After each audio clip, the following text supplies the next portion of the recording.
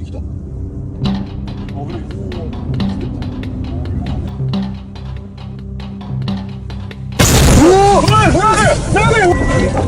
This story was told to me by my grandmother a few years ago, and even though a long time has passed, I still can't stop thinking about what my grandfather went through. Despite being a fan of listening to your stories, Prater, I've always been someone who hears experiences with a certain skepticism. But this particular one made me reconsider many things. What I'm about to tell you happened 20 years ago, and it was the last time my grandfather ever took one of his long routes on the highway. My grandfather had been a truck driver all his life, a tough man, used to solitude and long hours behind the wheel. My grandmother always told me that he was never one to scare easily. Of course, there were times when he got nervous about some things, but he had never been truly frightened. Or at least that's what he believed, until that night. My grandmother told me that my grandfather had gone out to make a delivery that would take him about 4 days in total. It was a common route, one he had driven many times before. The first part of the trip went by without problems. But something strange began to happen on the second night, when he called my grandmother from a payphone at a small gas station along the road. It was a cold night, and while covering himself with his jacket, he called my grandmother as he usually did. But this time, his voice didn't sound the same.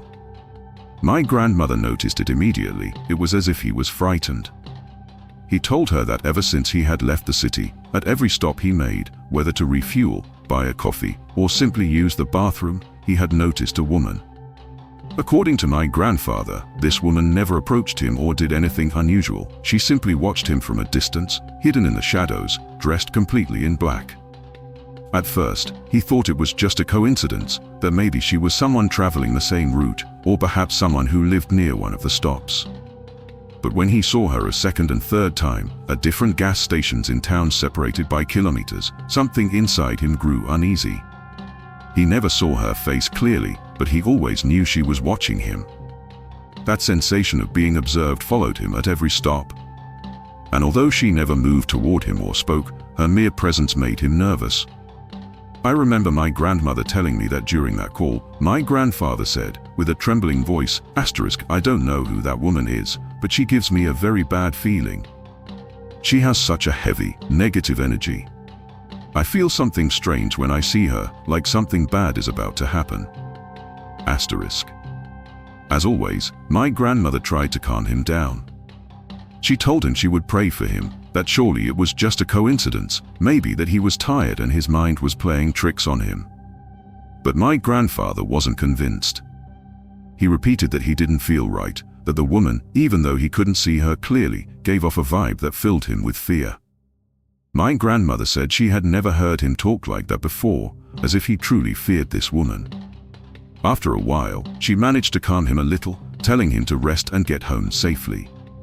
My grandfather promised he would, though he still sounded uncertain.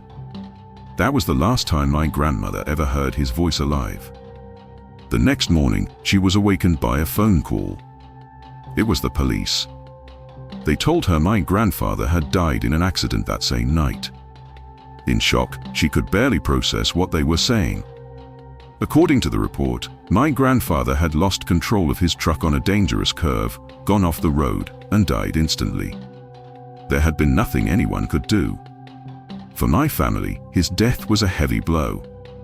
No one expected it.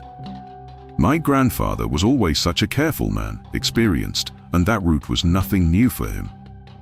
However, when my grandmother began telling others what my grandfather had said to her the night before, many in the family began to believe that the woman who had been following him was not just any ordinary person. Over the years, I've heard many theories about what really happened. Some think my grandfather was hallucinating from exhaustion, that maybe his mind wasn't clear and it led to the accident. But others, like my grandmother and some close relatives, firmly believe that the woman watching him was something else. Death itself, perhaps, waiting for the right moment to take him. When I first heard this story, I couldn't stop picturing my grandfather alone on the road, with that constant feeling of being stalked. I imagined what he must have felt, seeing that figure at every stop, knowing something wasn't right but being powerless to stop it. My grandmother always said that he felt she wasn't normal, and even though he never saw her face, he knew her presence carried something evil. It's easy to dismiss stories like this as mere superstition or the product of a tired mind. But after hearing what my grandfather lived through and how his journey ended, I can't help but think that maybe, just maybe, death had been looking for him from the start.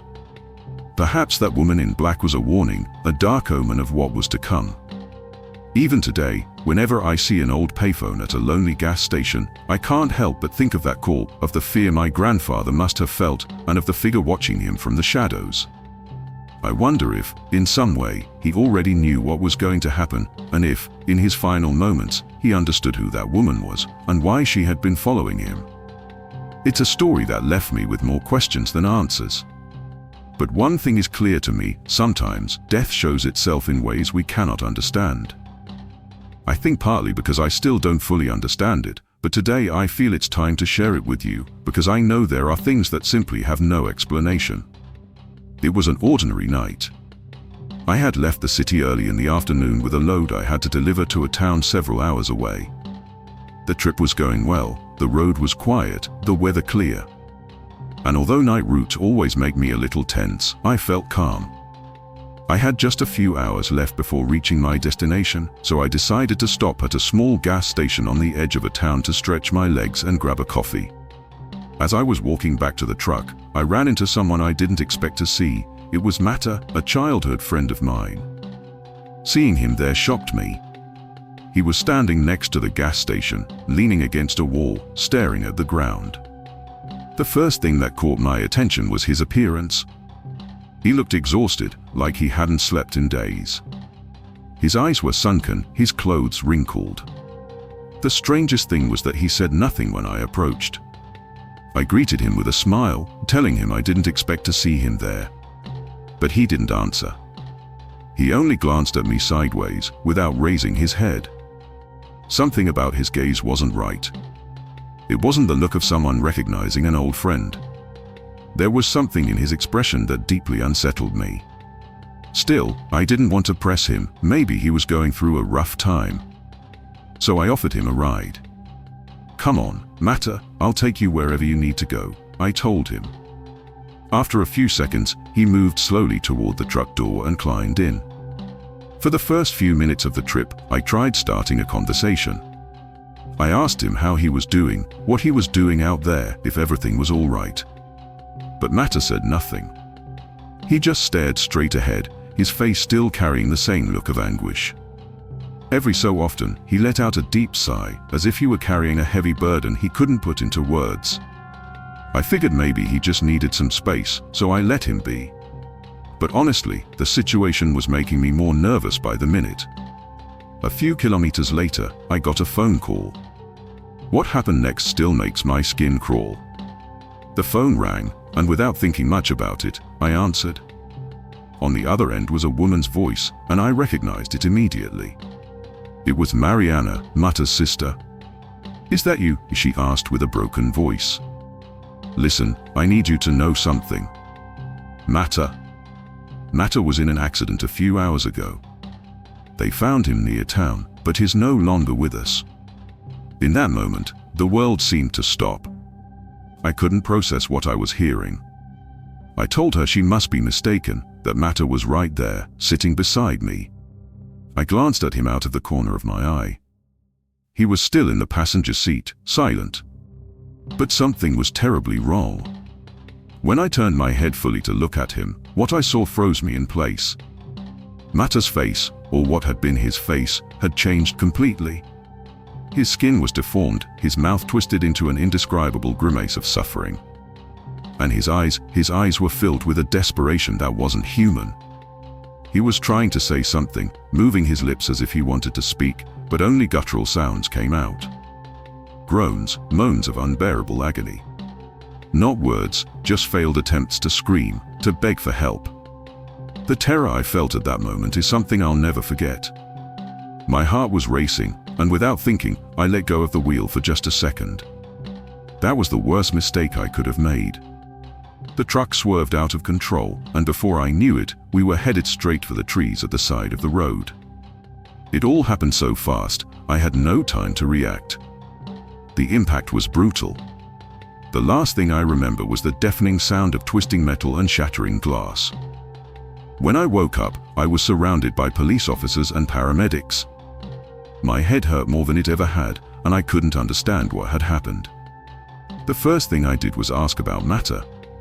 I begged them for answers, trying to get up. But one of the paramedics stopped me. "Sir, you were alone when we got here. There was no one else in the cab." I couldn't believe what I was hearing. I tried to explain that I had picked up Matter, that he had been with me the entire time. But their faces said it all. They didn't believe me. They searched the entire truck, combed the area, but found nothing. Only me here trapped between the wheel and the seat, battered but alive. Days passed before I was finally discharged from the hospital. No one in Matter's family could understand how it was possible that I had seen him that night, when he had already been dead for hours. His accident had happened before I met him at the gas station. They said the last time he'd been seen alive was that afternoon, before he disappeared. And to this day, those questions still haunt me. If Matter had already died, then who or what was it that I picked up that night? Who rode with me in that truck? Years have passed since then, and though I try to move on with my life, that night never leaves my mind. I don't know what I really saw. I don't know if it was truly my friend, or something else that took his form. All I know is this: whatever it was, it didn't belong to this world. And though he's no longer here to say it, I feel that somehow, Matter was asking me for help, but I couldn't understand until it was too late. Let's continue. My name is Math, and I have been working as a truck driver for more than 20 years. The lonely nights on the road never bothered me. In fact, I liked the peace of the route. Over time, I got used to the silence, the endless asphalt, and living in my own world. I never considered myself a superstitious man, but there are things I've seen over the years that simply have no explanation. The story I'm about to share is one of those things I would rather not remember, but it always comes back to me whenever I'm driving alone at night. That time, I was on a long route, one of those endless ones, going from the north to the south of the country. It was one of those early morning hours when the highway seems infinite and the exhaustion makes it hard to stay focused. My only company was the noise of the engine and the creaking of the load behind me. There were no cars in sight, no city lights on the horizon, just darkness and the reflection of my truck's headlights on the road. Everything was normal until, on one of the curves, something caught my attention. It was subtle, something I barely noticed from the corner of my eye, a shadow in the mirror on the passenger side. At first, I didn't give it any importance. I thought it was just a strange reflection or something my mind made up. But later, I wasn't so sure anymore. Every time I turned on a curve or passed under changing lights, the shadow seemed to move, as if something was there, sitting in the passenger seat. I tried to ignore it, thinking that if I just focused on the road, the feeling would pass, that maybe it was just fatigue causing me to hallucinate. But it didn't go away. The more I thought about it, the clearer it became that this wasn't just a reflection. That shadow had a shape, a silhouette, faint but distinguishable, like a person sitting there. That's when I started to get nervous. My mind tried to come up with a logical explanation. Maybe it was the fatigue, or maybe a stain on the glass. But the discomfort didn't go away. In fact, it only grew worse. My hands began to sweat as I gripped the wheel, and though I tried to stay calm, the sense that something was in the passenger seat became stronger. Minutes passed, but to me, they felt like hours. I began to remember all those stories I had heard from other truckers, things I never really believed. But when you're alone in the darkness of the early morning, with that presence at your side, doubts become reality. I didn't know if I was losing my mind from exhaustion, or if there really was something with me.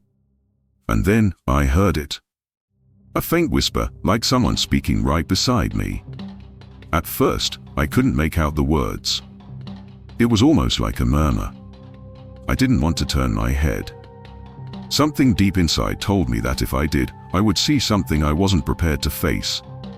So I kept my eyes on the road, forcing myself to focus. But the whisper came again. They weren't clear words, but they weren't normal sounds either. It was as if something was trying to speak, but in such an unnatural way that it was impossible to understand. At that moment, a chill ran through my body. It wasn't the cold air of the night, it was something deeper, something unsettling, as if that presence beside me was trying to enter my mind. As if it knew I had noticed it. I accelerated, wanting to leave the feeling behind, but the whisper didn't stop. Finally, I saw a gas station in the distance.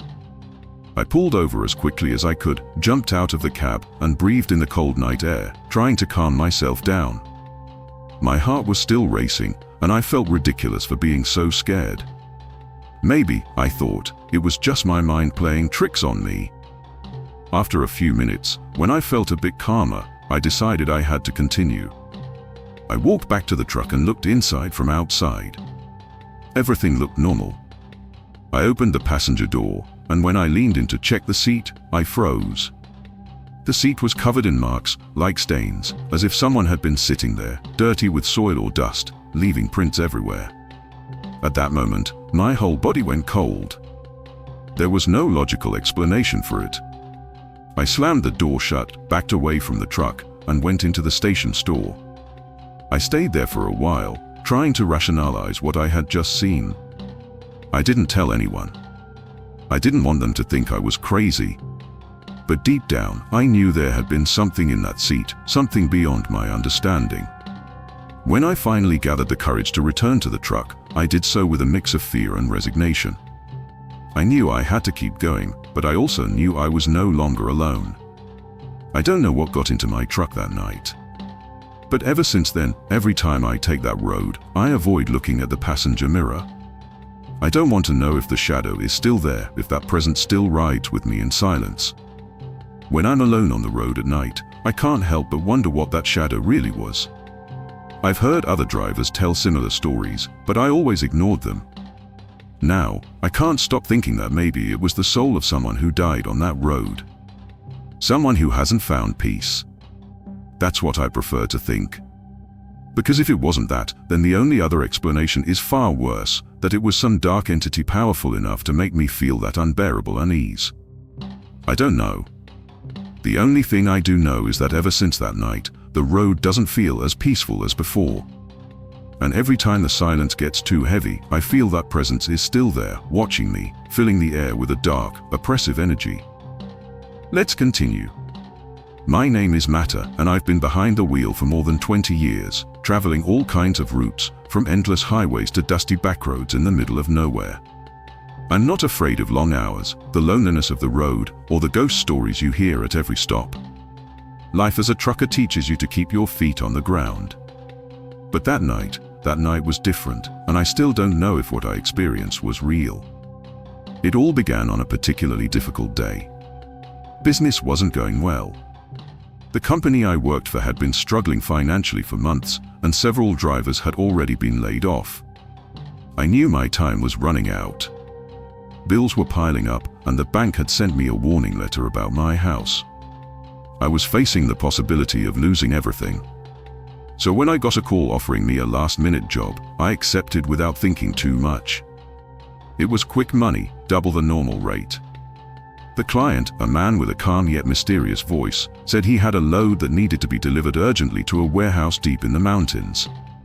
The only strange detail was that he didn't give me much information about the cargo. He only said it was fragile and had to be delivered before sunrise. What stood out the most was his final warning: do not open the trailer under any circumstances. Don't ask what it is. Just deliver it and collect your pay. Under normal circumstances, I would have refused. The job smelled like trouble, and I knew something wasn't right. But I was desperate. I needed that money more than ever. So I convinced myself it wasn't my business what was in the trailer. The pay was too good, and in this line of work, sometimes it's better not to ask questions. I picked up the truck at an abandoned warehouse on the outskirts of town, a place that already felt unsettling. The client, a tall, thin man, was waiting for me with a smile that made me uncomfortable, like he knew something I didn't. He handed me an envelope with half the payment upfront and gave me the route. Remember, don't open the trailer, and don't stop more than necessary. Just follow the road. I left shortly before midnight. At first, everything seemed normal. It was a lonely route like many others I had driven, and there was little night traffic. But as I drove deeper into the road, I began to notice something strange. A faint noise was coming from the trailer. At first, I thought it was just the natural shifting of the load. But as time went by, the noises grew more persistent. It was as if something inside the trailer was scratching at the walls, trying to get out. I forced myself not to think about it. I knew if I stopped to check, I'd break the agreement. So I kept driving, though a strange feeling grew in my stomach.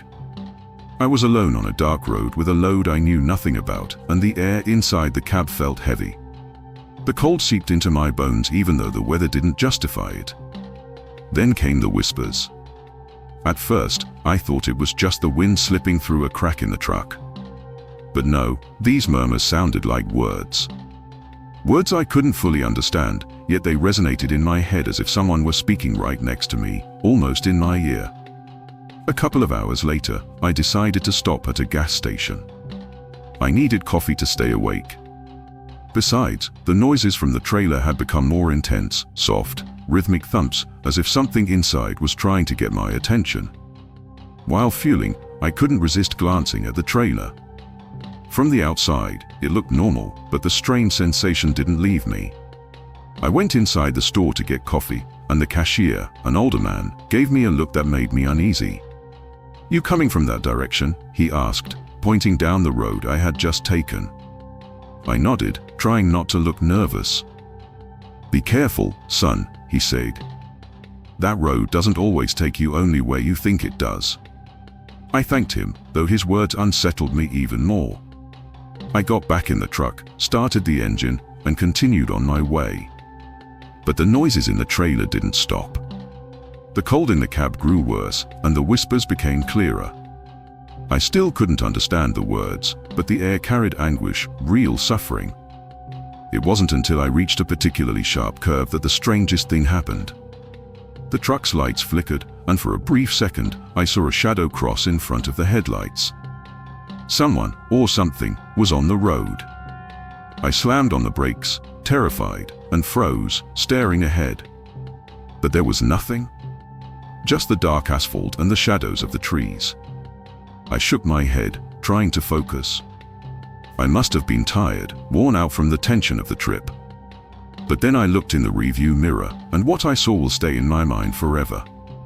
At the back of the trailer, just within sight, a dark figure seemed to be watching me. I couldn't make out details, but that presence was there, motionless, as if waiting for me to do something. I don't know how long I stared, but when I finally gathered the courage to look directly, it disappeared. The feeling of being hunted grew stronger. The noises inside the trailer became unbearable. No longer just thumps, now it sounded like footsteps, moving back and forth. When I finally arrived at the warehouse, an old, half-collapsed building deep in the mountains, I felt a strange relief. I just wanted to get rid of that load as fast as possible. The same man who had hired me was waiting.